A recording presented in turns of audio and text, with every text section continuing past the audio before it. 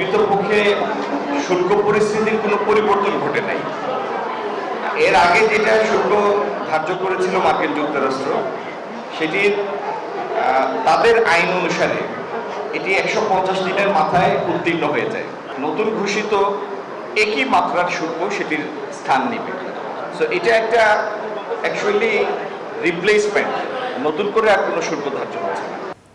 জোরপূর্বক শ্রমে উৎপাদিত পণ্যের বিরুদ্ধে নিষেধাজ্ঞা কার্যকরে ব্যর্থতার অভিযোগে বাংলাদেশ সহ 7টি দেশের পণ্যের উপর নতুন করে 10% শুল্ক আরোপ করেছে যুক্তরাষ্ট্র। তবে ট্রাম্পের আরোপ করা আগের 10% শুল্কের মেয়াদ শেষ হওয়ায় এই সিদ্ধান্তে শুল্ক হারে কোনো পরিবর্তন আসবে না। তাই বাংলাদেশের পোশাক খাতে আপাতত কোনো প্রভাব পড়বে না বলছে সরকার ও ব্যবসায়ীরা। বাংলাদেশের সবচেয়ে বড় একক রফতানি বাজার যুক্তরাষ্ট্র। সেই বাজারে বাংলাদেশের পণ্যের উপর আবারও 10% অতিরিক্ত শুল্ক আরোপ করল ওয়াশিংটন। প্রথম দেখায় বিষয়টি নতুন ধাক্কা মনে হলেও বাস্তব চিত্র কিছুটা ভিন্ন।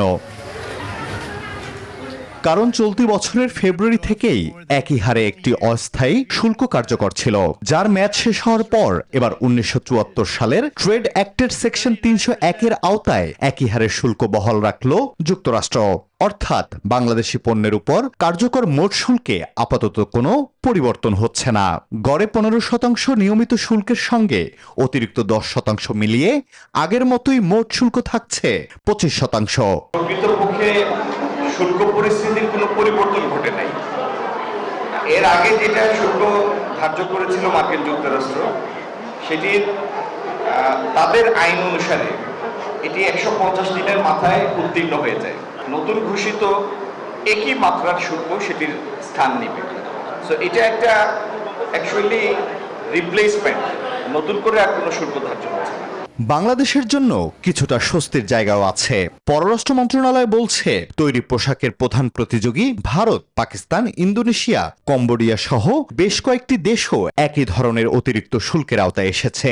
ফলে প্রতিযোগিতার মাঠে বাংলাদেশ আপাতত পিছিয়ে পড়ছে না।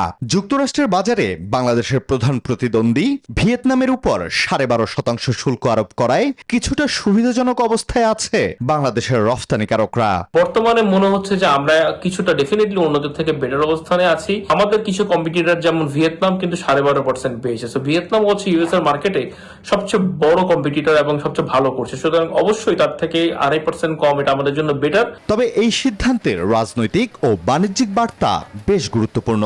যুক্তরাষ্ট্র বলছে জোরপূর্বক শ্রমে উৎপাদিত পণ্য ঠেকাতে যেসব দেশ কার্যকর ব্যবস্থা নিতে পারেনি তাদের উপর চাপ তৈরি করতেই এই পদক্ষেপ।